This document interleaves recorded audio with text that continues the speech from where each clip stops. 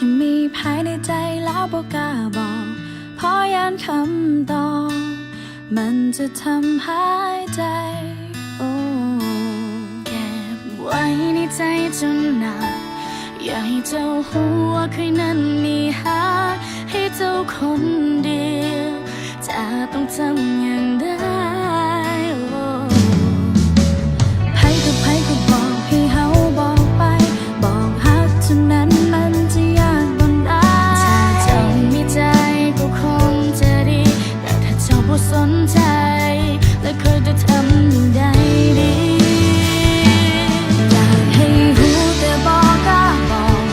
อยากจะบอกไปแต่มันเว้าบ่ออกเพราะยังคำตอบจะบ่กงกับสิ่งที่ต้องการฟังและต้องเก็บไว้ในใจแบบนี้ความอัดใจมันเพิ่มขึ้นทุกทีจะบอกหานั้นมันบ่ง่ายอย่างที่ไผเขาคิดกันถ้าการบอกฮักมันเป็นเรื่องง่ายๆถ้าเป็นแบบนั้นมันก็คงสบายถ้าคอยบ่สนใจบ่แค่คำตอบว่าจะเป็นอย่างใดถ้าเจ้าบ่ฮักก็คงแล้วไป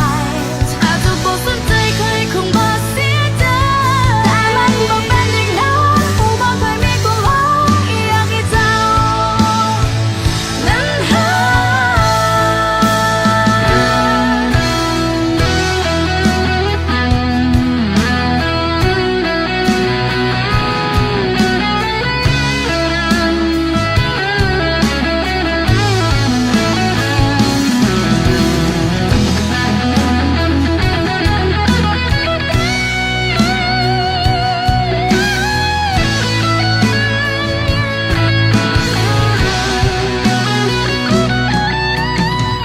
ไผก็บอกให้เฮาบอกไป